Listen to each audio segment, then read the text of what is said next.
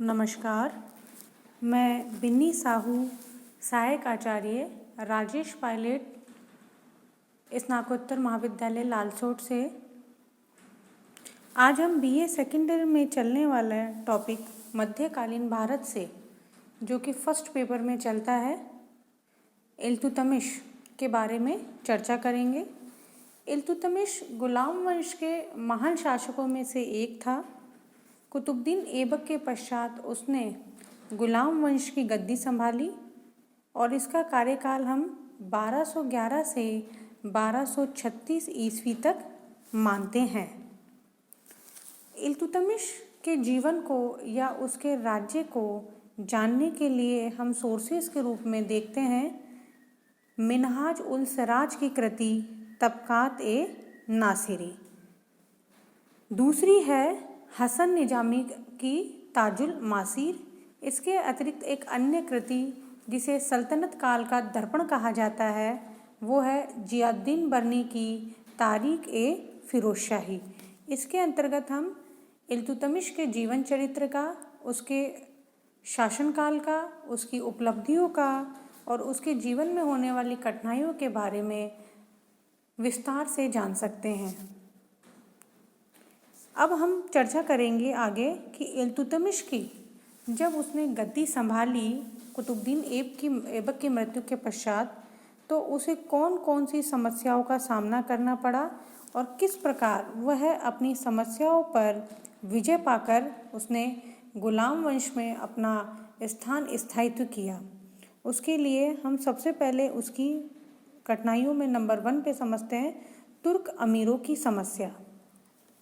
देखिए, ऐबक की मृत्यु के पश्चात अनेक जो तुर्क सरदार थे जो इल्तुतमिश के समकक्ष थे, वो अपने आप को स्वतंत्र मानने लगे और अपना एक स्वतंत्र शासन स्थापित करने लगे। लेकिन इल्तुतमिश को अपना स्थान अगर भारत में बनाना था तो या तो उनको एकजुट करना था या उनको किसी भी प्रकार से अपनी अधीनता स्वीकार करनी थी। कुछ लोग कुतुबुद्दीन ऐबक तथा मोहम्मद गौरी के समय ही कुछ तुर्क अमीर थे, वो अच्छे पद पे थे, लेकिन जैसे ही इल्तुतमिश है उसको सुल्तान बना दिया जाता है तो उससे वो असंतुष्ट हो जाते हैं और वो चाहते हैं कि किस प्रकार ये जितने भी तुर्क अमीर हैं वो दिल्ली का सिंहासन हथिया लें। इसके लिए वह इल्तुतमिश के विरुद्ध षड्यंत्र रचने लगे और इल्तुतमिश के लिए यह स्थायित्व पाने के लिए बड़ी समस्या का कारण था। इसके अंतर्गत सिंध और मुल्तान के अंतर्गत का जो सूबेदार था कुबाचा, उसने ऐबक की मृत्यु के पश्चात अपने आप को स्वतंत्र घोषित कर दिया था। इसके अलावा गजनी का जो सरदार था यल्दोश था, उसने इल्तुतमिश कुतुबुद्दीन ऐबक की मृत्यु के पश्चात गजनी और भारत का जो उसका क्षेत्र था उस पर अपना उत्तराधिकार प्रस्तुत कर दिया गया था। इसके अलावा बंगाल का अली मर्दान, ये भी उसने अपने आप को वहाँ का स्वतंत्र शासक घोषित कर दिया और अपने पद चिन्ह यानी कि राज ग्रहण करने के पश्चात जो पद चिन्ह थे वो उसने इल्तुतमिश के पास भेजे कि मैं इस क्षेत्र का क्या हूँ, शासक हूँ और अपने आप को स्वतंत्र घोषित करता हूँ। लेकिन यद्यपि ये सब चीज़ें जब उसने इल्तुतमिश के पास भेजी तो उसके लिए बड़ी शर्मनाक थी, पर अनमने मन से उन्होंने उस समय की परिस्थितियों को मानते हुए इल्तुतमिश ने उसके पद चिन्ह को स्वीकार कर लिया। नंबर 2 है राजपूत राजाओं की समस्या। देखिए, अगर हम दिल्ली सल्तनत का इतिहास पढ़ते हैं तो उसमें ज़्यादातर अगर राजपूतों का सल्तनत के साथ अगर हम संबंध देखते हैं तो उसमें ये देखते हैं कि यद्यपि सल्तनत काल में प्रतिरोध की भावना भी रही राजपूत शासकों की और कभी कभी वो उनकी अधीनता भी स्वीकार कर लेते थे सल्तनत कालीन शासकों की। लेकिन जैसे ही सल्तनत में किसी भी शासक का बदलाव होता है, किसी भी सुल्तान का बदलाव होता है, तो ऐसी स्थिति में यह सल्तनत की कमज़ोर स्थिति को देख कर के वह अपने स्वतंत्र हो जाते थे और किसी भी प्रकार का सुल्तान को कर देना बंद कर देते थे। इसके अंतर्गत रणथंभौर, ग्वालियर और दिल्ली के क्षेत्र क्या हो गए, स्वतंत्र हो गए। यह इल्तुतमिश के लिए क्या था, गंभीर संकट था। दोआब के क्षेत्र के अंतर्गत भी जो हिंदू शासक जो थे वह भी इल्तुतमिश के विरुद्ध हो गए। नंबर 3 है सेना का विश्वास प्राप्त करना। इल्तुतमिश के अंतर्गत देखिए, अगर हम सल्तनत की बात करते हैं और आगे भी हम मुगल काल की बात करते हैं, विशेष रूप से सल्तनत काल के अंतर्गत सेना का सुल्तान पर या सुल्तान का सेना पर नियंत्रण होना अत्यंत आवश्यक था। सेना ही डिसाइड करती थी कि कौन सा शासक रहेगा। तो ऐसी सूरत के अंतर्गत सेना का विश्वास प्राप्त करना इल्तुतमिश के लिए अत्यंत आवश्यक हो गया था। अगला बिंदु है दुर्बल राज्याधिकार। इल्तुतमिश एक दास का दास था, क्योंकि कुतुबुद्दीन ऐबक भी दास था मोहम्मद गौरी का, तो वो उसका भी दास था, दास का दास था। विशुद्ध रूप से तुर्क सरदारों की दृष्टि में वो एक उचित नहीं था कि वो गद्दी पर बैठे। इस्लाम कानूनों के हिसाब से भी उसकी स्थिति क्या थी, कमज़ोर थी। धार्मिक नेताओं से भी उसका अच्छे संबंध नहीं थे। इसीलिए इल्तुतमिश के लिए अपनी स्थिति को मजबूत करना धार्मिक रूप से भी सही नहीं था, लेकिन उसने इन सभी समस्याओं को दूर करके भी अपनी जो स्थिति है उसको मजबूत करने का प्रयास किया। इस प्रकार इल्तुतमिश के लिए दिल्ली का सिंहासन फूलों का सेद नहीं था, अभी तो एक कांटों भरा था, जिसको उसने अपनी बुद्धिमत्ता से, चतुराई से, कूटनीति से इन सब चीज़ों पर सफलता प्राप्त की। इसके अतिरिक्त एक अन्य मुख्य बिंदु है उत्तर पश्चिमी सीमांत समस्या या मंगोल आक्रमण की समस्या। देखिए, दिल्ली सल्तनत के अंतर्गत जितने भी शासक हुए हैं उनके लिए सबसे बड़ी समस्या मंगोलों की समस्या रही है, क्योंकि मंगोल शासक एक बर्बर शक्ति के रूप में थे। वह कभी भी दिल्ली के आसपास में अपना आक्रमण कर देते और दिल्ली की राजनीति को प्रभावित करते। मंगोल जनरली मध्य एशिया के अंदर बसने वाली एक जाति है, जिनके प्रमुख चंगेज खां के रूप में हम मानते हैं। ये चीन, तुर्किस्तान, इराक, मध्य एशिया के आसपास का जो क्षेत्र है, विशेष रूप से बाद में उन्होंने वहाँ पर हथिया लिया था और वहाँ पर एक विशाल साम्राज्य की स्थापना की। तो इनके आक्रमण की समस्या भी बनी रहती थी। इसके अलावा ये जो मंगोल शासक हैं वो अपना क्षेत्र विस्तार करने के लिए भी आतुर रहते थे और मंगोलों के आक्रमण से इल्तुतमिश को दिल्ली की सत्ता को बचाना एक सबसे बड़ा चैलेंज निकल कर के आया। वह एक अग्नि परीक्षा से कम नहीं था उसके लिए, और बखूबी उसने, हम आगे जानेंगे कि इल्तुतमिश ने किस प्रकार इन समस्याओं को निराकरण करके किस प्रकार अपना जो वर्चस्व है वो दिल्ली सल्तनत पर कायम किया और इतिहास में अपना स्थान महत्वपूर्ण बनाया गया। इसके पश्चात अब हम देखते हैं कि इल्तुतमिश ने इन समस्याओं का समाधान किस प्रकार से किया। इन समाधानों में नंबर 1 पे हम पढ़ेंगे विरोधी तुर्क अमीरों का दमन। विरोधी तुर्क अमीरों के दमन के लिए उसने सबसे पहले क्या करा, उन शासकों को, जो तुर्क सरदार थे, उन शासकों को अचानक से उन पर आक्रमण किया और आक्रमण के पश्चात उन्हें या तो मौत के घाट पर उतार दिया या फिर उनकी शक्ति को क्या कर दिया, छिन्न भिन्न कर दिया गया। और जो बच गए उन्होंने क्या करा, इल्तुतमिश की अधीनता को स्वीकार कर लिया। जिन सरदारों ने इल्तुतमिश की अधीनता स्वीकार नहीं करी, उसको इल्तुतमिश ने साम दान दंड भेद से क्या करा, अधीनता स्वीकार करने के लिए विवश किया। नंबर 2 वेरी इंपॉर्टेंट है तुर्कान ए चहलगानी या दल चालीसा का गठन। जियाउद्दीन बर्नी ने अपनी जो किताब है तारीख फ़िरोज़ शाही, उसमें उसने स्पष्ट लिखा है कि इल्तुतमिश के जो विकास है उसमें तुर्कान ए चहलगानी का बहुत बड़ा रोल है। इल्तुतमिश ने क्या करा कि कूटनीति से काम लिया, अपनी स्थिति को सुदृढ़ बनाने के लिए कूटनीति से काम किया और उसके लिए क्या करा, 40 लोगों का एक दल बनाया जिसे तुर्कान ए चहलगानी या दल चालीसा के नाम से जाना जाता है। इसमें उन्होंने महत्वपूर्ण जिन तुर्क सरदारों को या जिन 40 व्यक्तियों को इसमें शामिल किया गया उनको प्रशासन में मुख्य पद प्रदान किया गया ताकि वह क्या रहेंगे, इल्तुतमिश की कृपा के पात्र बने रहेंगे और वह आजीवन किसी भी प्रकार का ऐसा कार्य नहीं करेंगे जिससे इल्तुतमिश को किसी भी प्रकार की समस्या आए। वे हमेशा इल्तुतमिश के प्रति क्या रहेंगे, निष्ठावान रहेंगे। नंबर 3, राजपूत एवं हिंदू शासकों का दमन।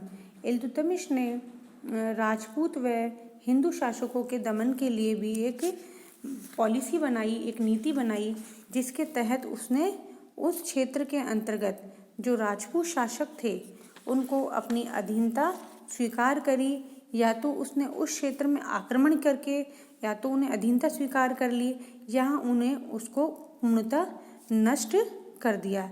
इसके अंतर्गत उसने सबसे पहले 1226 के आसपास में रणथंभौर पर अधिकार कर लिया गया। इसके पश्चात उसने 1230 के आसपास जालोर, अजमेर, बयाना और सांभर के क्षेत्र को जीत लिया। इनमें से कुछ राज्यों को तो उसने दिल्ली सल्तनत में मिला लिया और कुछ को अधीनता स्वीकार कर ली और वार्षिक कर्ज चुकाने के लिए विवश किया। देखो, दो ही स्थिति बनती थी, या तो उस क्षेत्र के अंतर्गत जो राजा है वो उसकी अधीनता स्वीकार कर ले और वार्षिक कर्ज चुका दे, या फिर वह अपने खुल्लम खुल्ला युद्ध का प्रयास करे और युद्ध के पश्चात जो सुल्तान था वो अपना एक एजेंट, या तो वो राजपूत शासक हो सकता है या फिर किसी भी प्रकार का तुर्क सरदार हो सकता है, इस प्रकार का एजेंट वो वहाँ पर छोड़ देता था और वो सुल्तान की कृपा पात्र रहते हुए या सुल्तान के एजेंट के रूप में कार्य करता था। देखिए, दूसरी बात मैं ये समझाना चाहूँगी कि सुल्तान की ये प्रायिकता रहती थी कि वो इतने क्षेत्र में अपना विस्तार नहीं कर सकता था। सामान्यतः वह अपना जो जीत है उसको दर्ज करने के पश्चात वहाँ के जो शासक है उसको वो अधीनता स्वीकार कर लेता था और कर्ज चुकाने के लिए विवश करना, यह उसकी ज़्यादातर पॉलिसी रहती थी जिसके तहत वो कार्य करता था। इसके बाद उसने 1233 के आसपास इल्तुतमिश ने नागदा के गुहिल शासकों को भी विरुद्ध भी कहीं करे सैनिक अभियान करे। गुजरात में भी उसने सोलंकी शासकों के विरुद्ध कहीं अभियान करे, जिसमें उसको प्रत्यक्षतः अप्रत्यक्षतः कुछ अभियानों में सफलता मिली, किसी में नहीं मिली। इसके अलावा उसने 1234-35 के आसपास मालवा पर भी आक्रमण किया और वहाँ का एक नगर था भिलसा, उस नगर को क्या कर लिया, उसने जीत लिया और जीतने के पश्चात वहाँ एक बड़ा प्राचीन मंदिर था, उस प्राचीन मंदिर को क्या कर दिया, तहस नहस करवा दिया। इस प्रकार उसने सुल्तान ने उस क्षेत्र में या तो लूटमार करके पैसा अर्जित करा, या अपना एजेंट लगाया, या वार्षिक कर के रूप में राजपूत राजाओं को अपना प्रभाव जमाने की कोशिश की। अगला बिंदु है खलीफा से सम्मान प्राप्त करना। देखिए, मुस्लिम जगत के अंतर्गत खलीफा एक बहुत बड़ी पद होता था। संपूर्ण मुसलमानों का जो प्रमुख होगा वह खलीफा कहलाएगा। ये सामान्यतः तुर्की बगदाद के अंतर्गत जो खलीफा रहता था वो संपूर्ण मुस्लिम जगत का क्या होता था, नेता होता था। और जब इल्तुतमिश की स्थिति क्या थी, कमज़ोर थी, कुछ लोग जो उसके दास थे वो उसको दास अपना जो सुल्तान है वो मानने के लिए तैयार नहीं थे। ऐसी स्थिति में जो बगदाद के सुल्तान थे बाकी बिल्ला, उसको इल्तुतमिश ने क्या करे, खिल्लत भेजी और कहा कि आप मुझे सुल्तान होने का जो के पद पर मैं कार्य करना चाहता हूँ, इसकी आप मुझे अनुमति दें, खिल्लत प्रदान करें और उसको वो सम्मान किसने, खलीफा ने दे दिया, जिससे इल्तुतमिश के चारों ओर क्या होने, प्रशंसा होने लगी और उसके पद को वैधानिकता मिल गई। सबसे इम्पॉर्टेंट चीज़ बात है कि पद को वैधानिकता मिलना बहुत ज़रूरी है, ताकि जो इल्तुतमिश के जो समय में जो तुर्क सरदार थे, तुर्क अमीर थे, वो उसके किसी भी कार्यों की क्या करे, अवहेलना नहीं करे। इसीलिए उसने वैधानिक मान्यता प्राप्त कर ली। इसके अलावा जो निम्न दर्जे के या जो तुर्क अमीर थे, उनका क्या करा, इल्तुतमिश ने क्या कर दिया, एक तरीके से मुंह बंद कर दिया और उन्हें उसे दास मानकर उसके राज्याधिकार की जो आलोचना करते थे, उसको भी उन्होंने करना क्या कर दिया, बंद कर दिया गया। अगला पॉइंट है इक्ता प्रणाली का गठन। इल्तुतमिश ने इक्ता प्रणाली का गठन किया गया। ये इक्ता क्या था, देखिए इसका 50 शब्दों में भी प्रश्न पूछा जा सकता है। लघुत्तरात्मक में इक्ता क्या था, इक्ता पे टिप्पणी कीजिए, या 2 नंबर में भी इक्ता के संबंध में प्रश्न पूछा जा सकता है। देखिए इक्ता जो व्यवस्था थी वो प्रारंभ में कहाँ से स्टार्ट हुई, वो प्रारंभ में स्टार्ट हुई अपने अरब देशों में से। प्रारंभ में ये इक्ता जो प्रथा थी या इक्ता जो सिस्टम था वो केवल अरब देशों में प्रचलित था, लेकिन पहली बार इल्तुतमिश के समय में इक्ता प्रणाली है उसको लागू किया गया। इक्ता जो प्रणाली थी या इक्ता जो व्यवस्था थी उसको सामान्यतः भू राजस्व अनुदान के नाम से जाना जाता था। और ये जो इक्ता होते थे ये 2 प्रकार के होते थे। एक तो होता था छोटा इक्ता, एक बड़ा इक्ता। तो इसलिए जो इक्ता प्रणाली थी उसके अंतर्गत क्या करा, सर्वप्रथम इल्तुतमिश ने जो अपनी प्रशासनिक क्षेत्र थे उनको क्या करा, इक्ताओं में बांटा।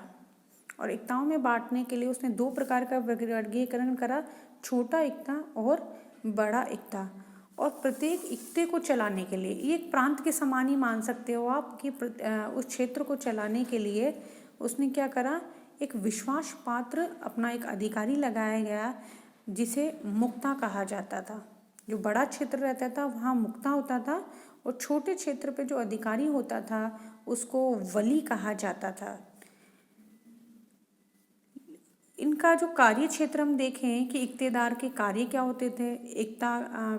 इक्तेदार का कार्य होता था कि उस क्षेत्र के अंतर्गत या इक्ते के अंतर्गत शांति की व्यवस्था बनाए रखना, या जब सुल्तान को आवश्यकता हो तो सैनिक सहायता देना।